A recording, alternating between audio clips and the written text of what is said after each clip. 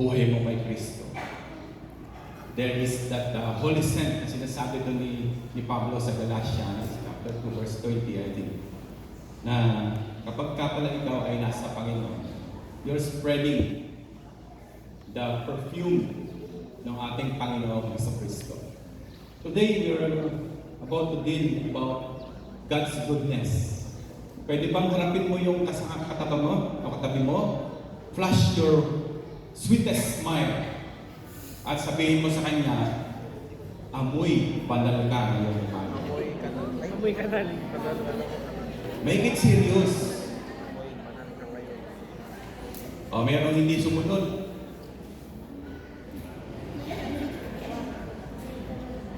So, are you all good? Amen po. Tayo po ay sandaling po at tayo po ay manalangin. Panginoon, salamat po that we have a Father who is so good to us, Panginoon. A Savior who is so good to us, aming Ama. And the Holy Spirit, our Comforter, who is as well so good to us.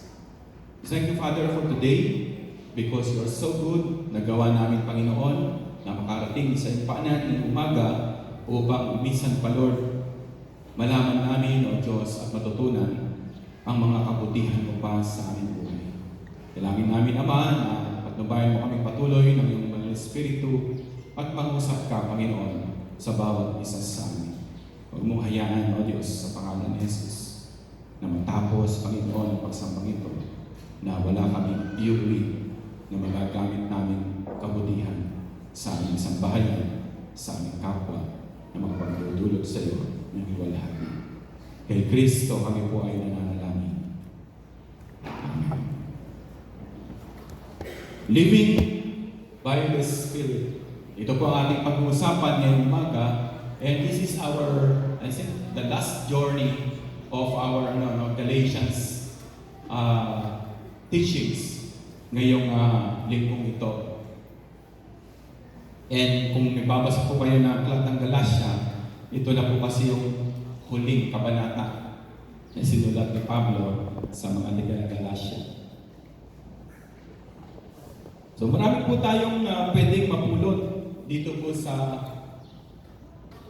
sulat na ito ni Pablo. Bagaman siya ay nagpapaalam na ako dito, hindi niya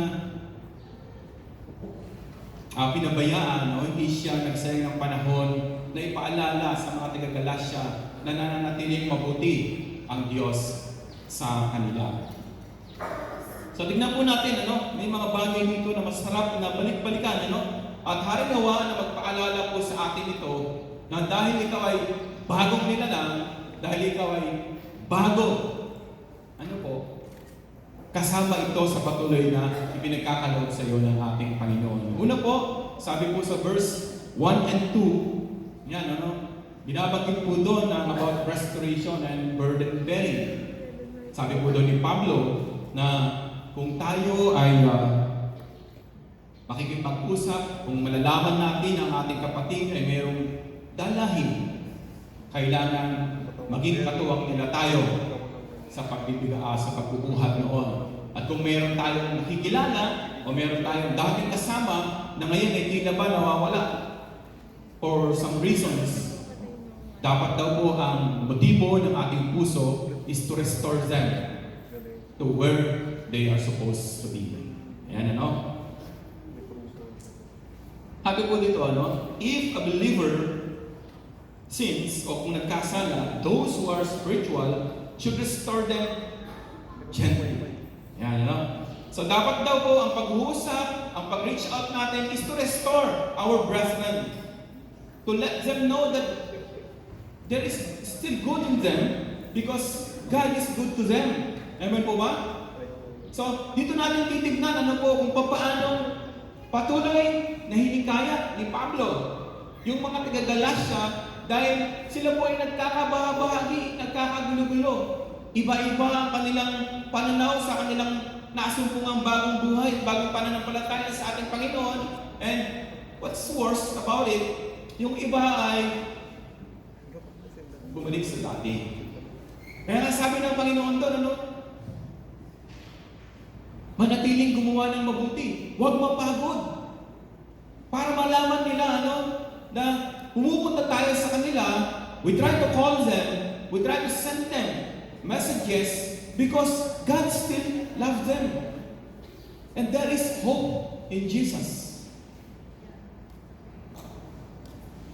Doon po sa binasa ko, sabi doon, yung daw talagang Greek word o ibig sabihin nung restore is kumbaga sa buto na nabali o nabasag, you are restoring them. Pinagdidikit-dikit mo siya upang mabuong muli. Yamin po ba? Ganito po sana ang diwa ng ating pagkumusta, pagdalaw, pag-alaala sa ating mga kapatid sa pananampalataya, lalo na. Especially for those people that we love them, and we need to show them how God loves them as well.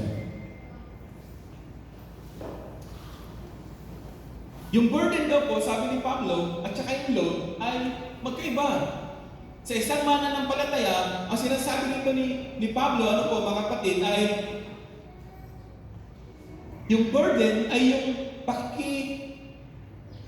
bahagi mo dun sa bigatin ng kapatid mo sa pananampalataya. Yung sinasabi doon ni Pablo na burden.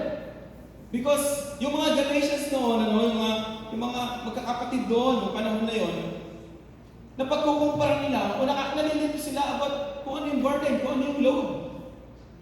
So sabi po doon sa aking nabasa, yung burden sa buhay ng isang Kristiyano, ito yung pakikibahagi mo. Nagmamalasakit ka doon sa kapatid mo na nakita mong nahihirapan. And he needs someone to share yung kanyang pinagdadaanan. While yung load, sinasabi nito ni Pablo, ay yung talaga namang responsibilidad mo at hindi mo na kailangan ibigay pa yan o ipapasan sa kapatid mo. Okay po ba tayo doon? So yung load is yung talaga responsibilidad mo. Yung family mo, yung responsibilidad mo sa Panginoon, ito yung sinasabi ko dito. Pero yung burden na sinasabi ni Pablo sa Galatians is magtulungan sila. Na yung hindi kaya ng iyong kapatid, natakit sa tingin mo na meron ka, may magagawa ka para sa kanya, talk to them. Visit them. Call them. Share what you have to them. Baka yun lang yung hinihintay nila para masumpungan nila ang kanilang sarili na mas masarap pa rin ang gumawa ng mabuti kaysa ang hindi. Amen po ba? Pangalawa po na sinasabi po doon ay nagpapaalala si Pablo na beware of pride. Ang sinasabi po niya sa verses 3 to 5. Do not deceive yourself. Sabi niya doon, examine your own action and do not compare. Napakahalaga po ng mga nabanggit na ito, mga kapatid, sa patuloy nating pagnanasa na makagawa nga tayo ng mabuti, na may kabanalan sa harap ng ating Panginoon. Because if a Christian, if a person start to compare what he is doing to his neighbor, sinasabi po ito sa atin is nagsisimula mo na i-culture yung pride sa puso.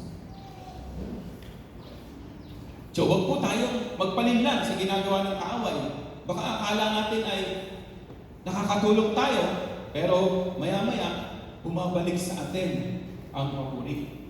Bumabalik sa atin ang glory at hindi ka naman lang na makatingala na at ipagpasalamat mo na naggamit ka ng Panginoon para maramdaman ng iyong kapatid na yon na ang Diyos ay nananatiling mabuti sa kanilang buhay. At kung nagsisimula naman po tayong pinukumpara ang ginagawa natin sa ginagawa ng iba, nawawala na po yung humility.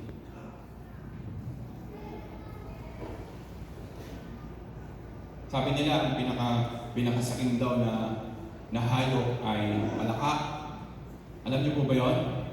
Ilocano kayo, dapat alam na yun. Kasi wala na daw sinabi yung palaka, kundi kukwak, kukwak, kukwak. Namin po ba? Akin, sa akin, sa akin. Oh.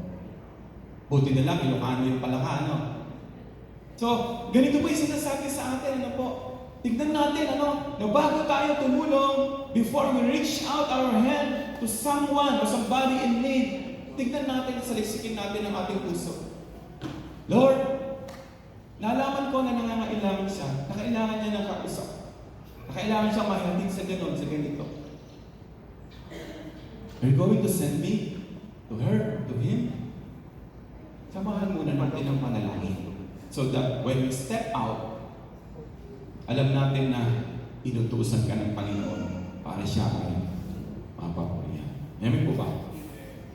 So, lagi po yan, ano? Kapag gumagawa tayo ng mabuti, see to it na ito po ay ginagawa natin higit kanino man para sa ating Panginoon. Susunod po ay sowing and reaping. Yan. Naniniwala tayo na what we reap is what we sow. Tama ba? We reap what we sow. Kung ano yung tinanim mo, yun ang aanihin mo. Yan. Sabi ko kanina doon sa pangmaga natin mga kapatiran, hindi naman po pwedeng umani ka ng kamoting kulay orange kapag itinatanim mo ay palay. Di ba? Kung ano yung tinanim mo, yun ang aanihin mo. And this is the very reason why Paul keep on encouraging the Galatians na manatili silang gumawa ng mabuti. Hindi para sa kanilang sariling glory, kundi dahil ang Diyos nila ay mabuti. At bakit tayo inuutosan, bakit tayo inuudyokan ng Panginoon na gumawa ng mabuti araw-araw? Una, because He is good, right? Pangalawa, para yung gagawin mo sa kapwa mo ay magbunga ng kabutihan. At pangatlo, kapag ikaw ay gumagawa ng mabuti araw-araw, pakinggan niyo po ito, ano? You are on your road to holiness. Amen po? You are on your road, you are on the right track to your holiness. Hindi ba yun ang motibo ng ating Panginoon kung bakit niya tayo tinawag? Na dahil sa kanyang kabutihan, nagkaroon tayo ng bagong buhay. Kaya nga ikaw ay new creation. At kung dahil ikaw ay new creation na, dapat wala na yung dati. Kaya ang panalangin ni Pablo sa bawat isa, sa mga taga-Galatia, kahit na ganyan ang iyong nararanasan, kahit ginaganyan ka na ng kapartner mo, kahit ginaganyan ka na ng kasama mo sa iglesia, manatili kang gumawa ng mabuti. Bakit? May Diyos ka naglilingkod. Hindi sa kung kanino man. Amen po ba? Kay Jesus lang. Kaya ang sabi niya sa mga nauna nating mga pag-uusap is one in Christ. Doon sa aming empowerment. Yun yung one in Christ, one with each other, one in ministry. Yan yun, hindi tayo nilalayo ng Panginoon.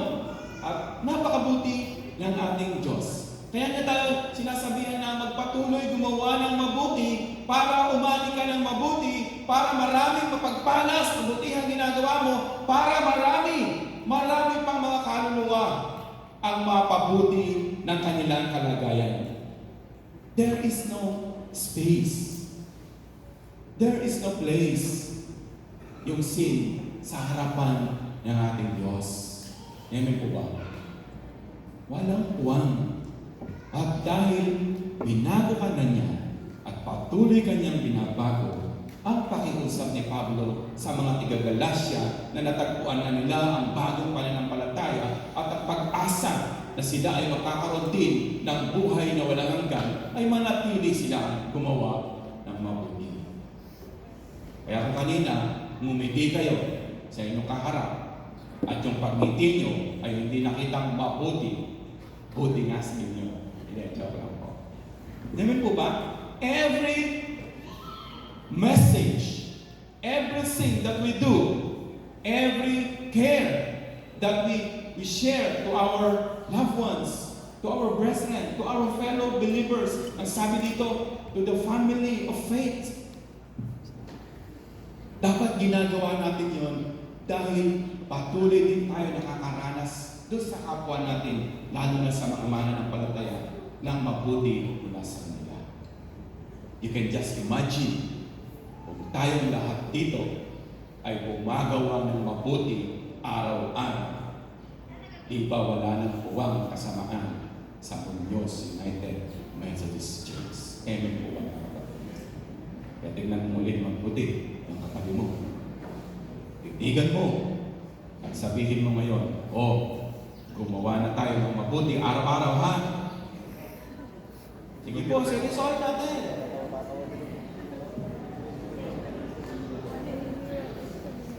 Ito po yung nais ng Diyos sa bawat isa sa atin.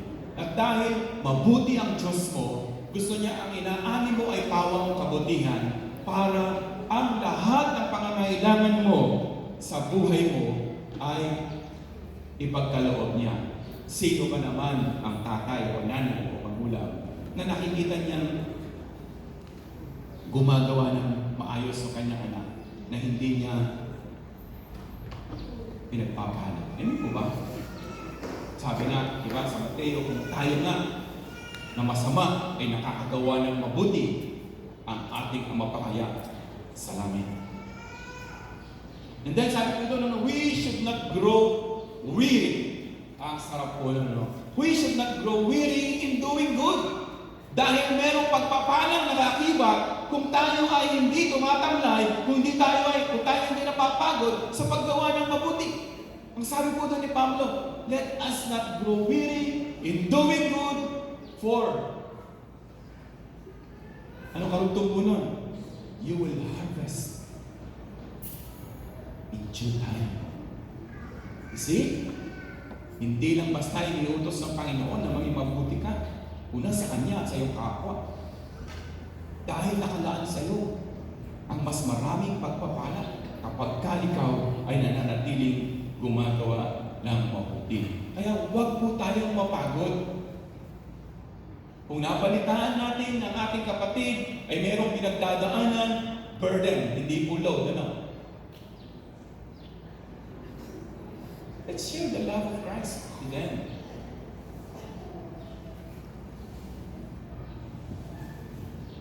Kung nakikita natin na medyo hindi na napapabuti yung kanilang mga ginagawa,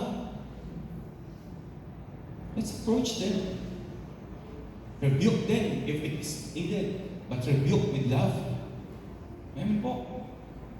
Ganito kasi tayo pinalalago ng ating Panginoon. Ganito natin nararamdaman ang kabutihan ng Panginoon, kaya nagpapatuloy ang bawat isa sa atin. Hindi sa anumang kadahilanan, kundi ito na kasi yung bunga o isa sa maraming bunga ng Banal na Espiritu that is already living in us. So huwag po tayong mapagod. Dahil ang sabi ni Pablo, ang pangako sa iyo ng Panginoon, kung araw-araw ay gumagawa ka ng mabuti kahit walang nakakapansin, you will reap in due time. At pagdating ng araw na yon,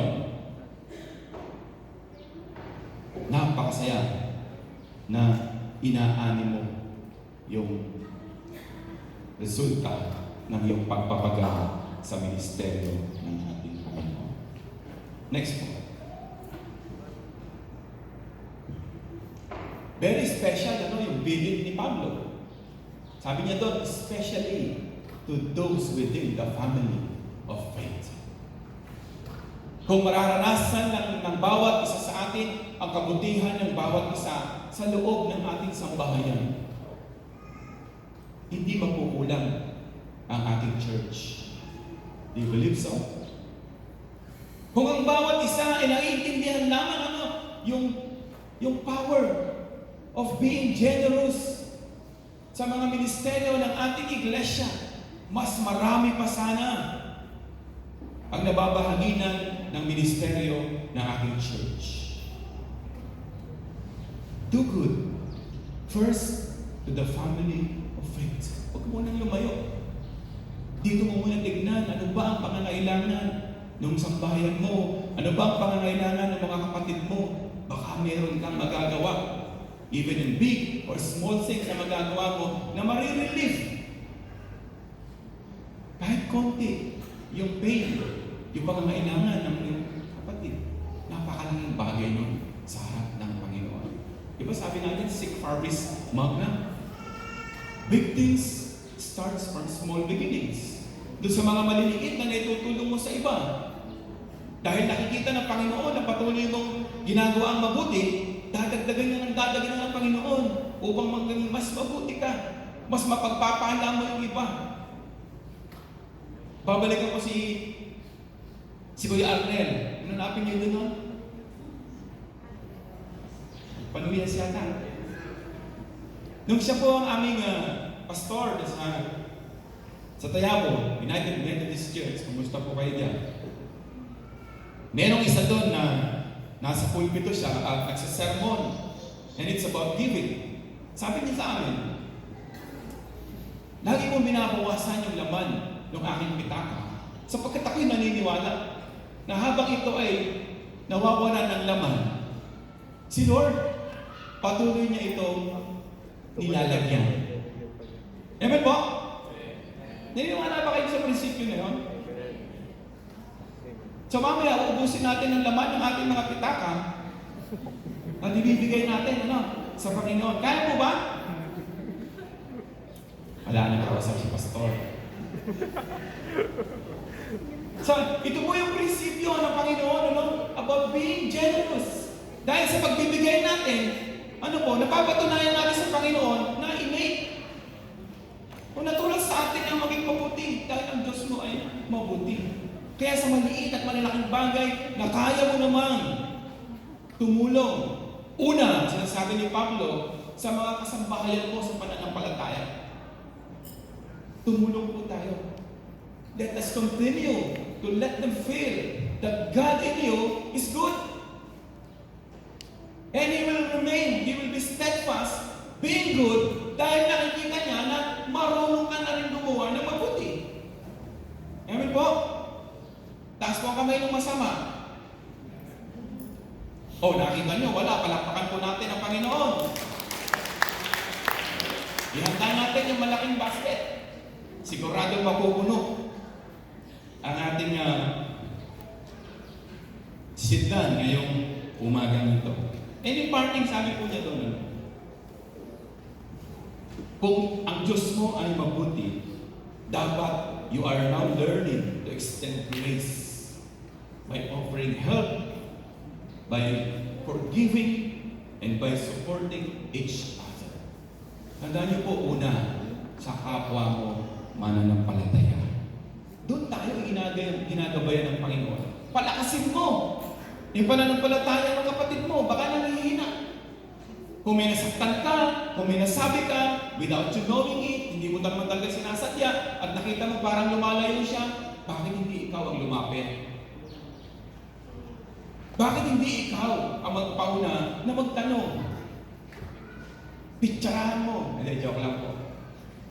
Ewan po, bro, kapatid, kumusta ka na? Pwede bang mag-usap muna tayo? Napapansin ko, ganito. Maybe that will be the start of another fruitful faith experience. Amen po.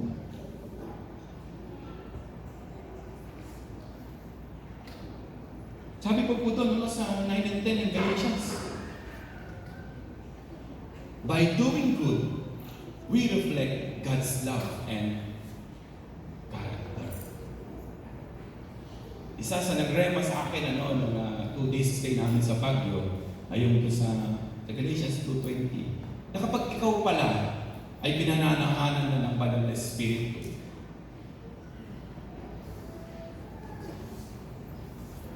isa ka sa nagsasabog ng samyo ng ating Panginoon sa Kristo. Malayo ka pa lang, naaamoy na nila si Jesus sa buhay mo.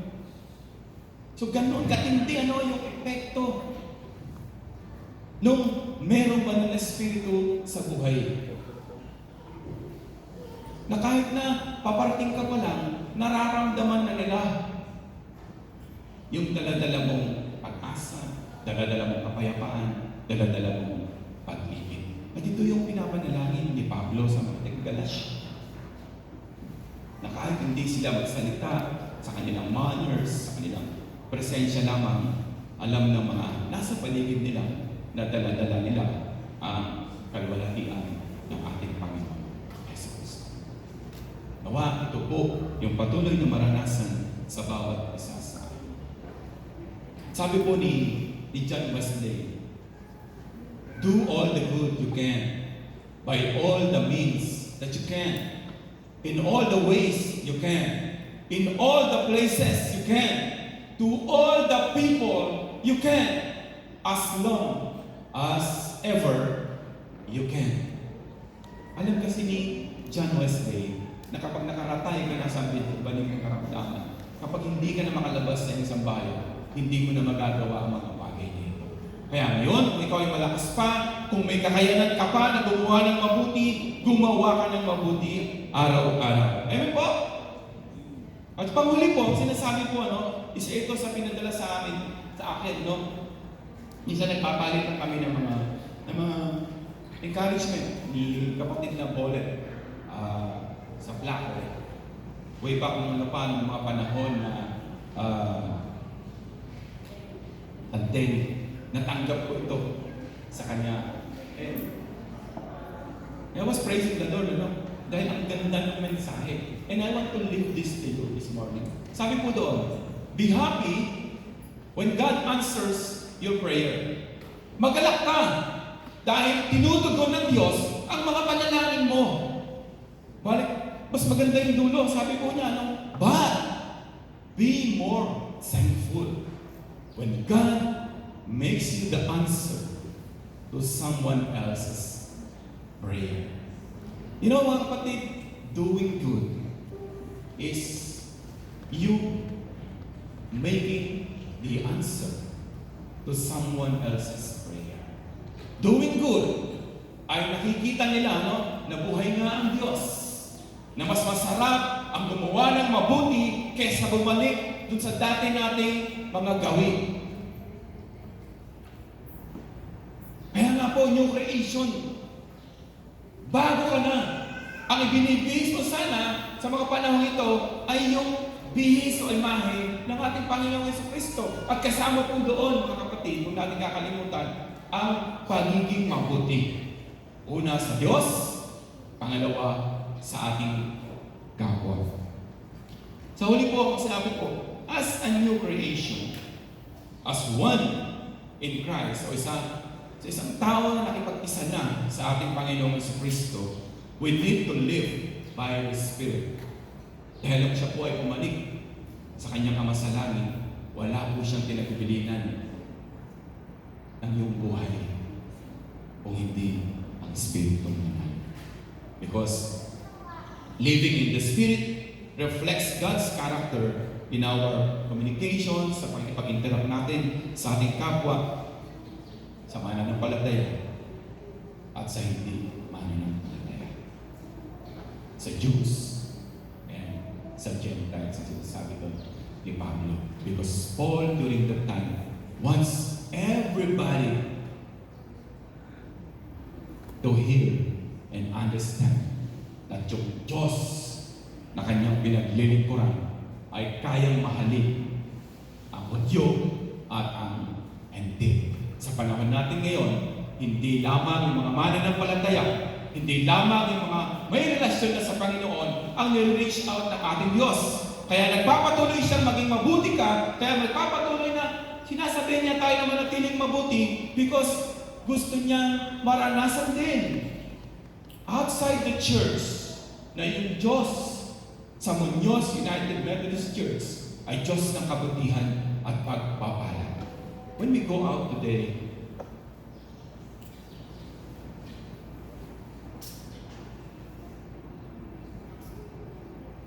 kung may natitira pa po na hindi nyo na isusuko sa Panginoon so that you will remain good each day,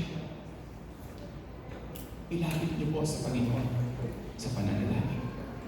And it is my prayer that today and moving forward, wala ka nang maranasan, kundi bumabalik sa iyo yung mga kabutihang itinatanim mo sa kapwa mo. Sa Diyos po ang papuri.